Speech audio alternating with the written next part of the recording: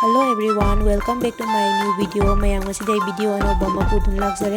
Mayam ay ngasi ki video se ko ako ina nupina ay nagta like kanda ina semjagi ba video ne so memory oina ba do mayam da inhanjarake.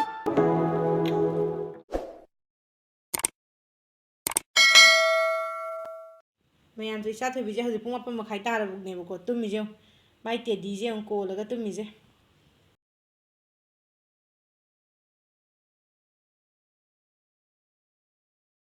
Chathobi, Thienge, wake up. Getting late. Wake up. Leithoro, hogolo, Thienge. Tao sanari nang giza. Ha? Ye panda. Panda. Adudi. Mama da good morning. Mama uske panda do. Ya misa thima se ngene tum hogolo ini uji. Misa hai me good morning hai garom ta. Kamera. Good morning. Good morning. Kai tum hogolo jmai ta bra. Na hoji brush tawradra, breakfast hana tawgadra. Kya? Haro kai dogdina haro. Nahi. Me batoba. Nahi. Breakfast tawraro ya. A few moments later. Mayam se laire ngasi Chathobi gi breakfast. Chathobi chaba horo.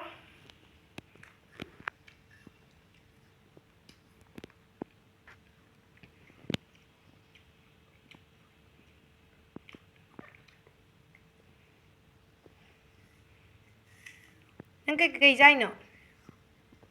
Apple kaine. Apa? Nang brush tawraba? Tawra.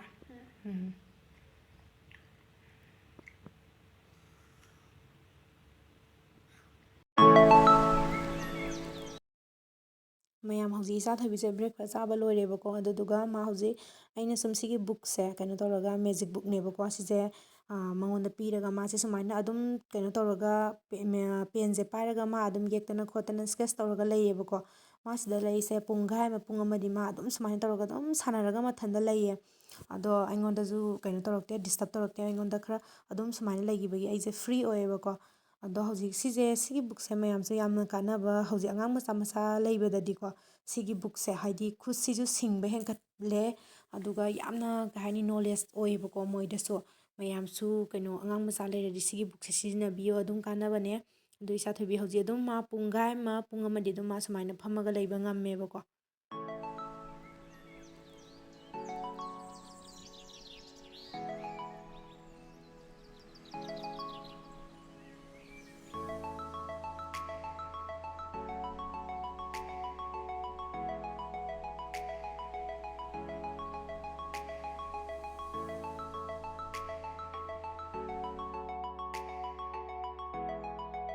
mayam se pungai mu phagra matungda ko ai Chathobi se hauji ma phone je laureba aduga mana pamjaba cartoon ni khangde topa ma any ama ite yengduine bako mana pamjaba da ando khoina aina ju yenghalle ma je pungai mu samaina tawraga ma nongmoda mana matam lenba khulenje aduga ma chachaga mu sanagrani ma chacha lakpa jam free oire bako haraubudu loire ma hawbro cha ha pela bosi oide Chathobi sidi Sidi, hamdeba. Wah, yang nungsi ya. Sidam dia ngau jada. Jada nungsi bra. Jada nungsi bra hek deh. Kan nah hero jada nungsi bra. Love you am taro dan ada dia. Cuman taro. Kai cuman taro teh. Chathobi ya. Tu. Yang ada jada. Pela bosi oi dia. How bro? How bro na? How bro ja si ja? Si how bro? How bro ba?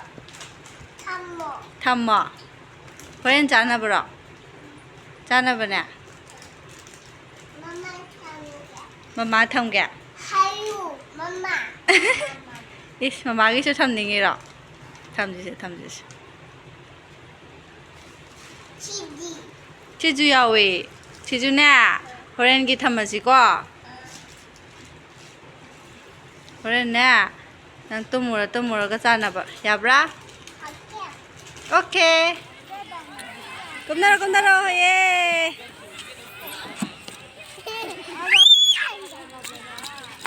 Cha je pak ta tho ko kyam harai ne 제 ꯊꯥꯡꯒꯠꯂꯣ ꯑꯃꯨꯛ ꯍꯥꯎ कायदा सीधा कायदा कायदा सीधा चलो चलो चलो जाओ मम्मी आ जाओ चलो चलो चलो काय सके चलो चलो आजा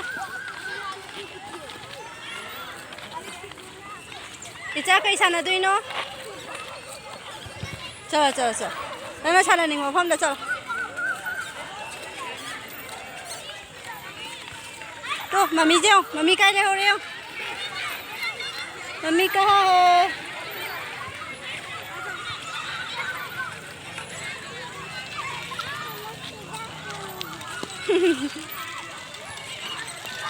मा थौरी हाइनिंगी कायदा हाइनिंगी बा चलो आइगी मफम पियो हायो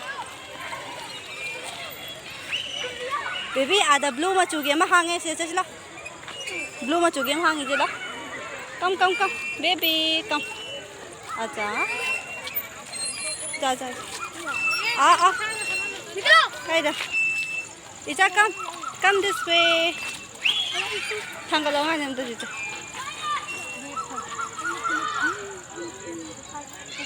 नमी तासिले हनो हायरो रेंगे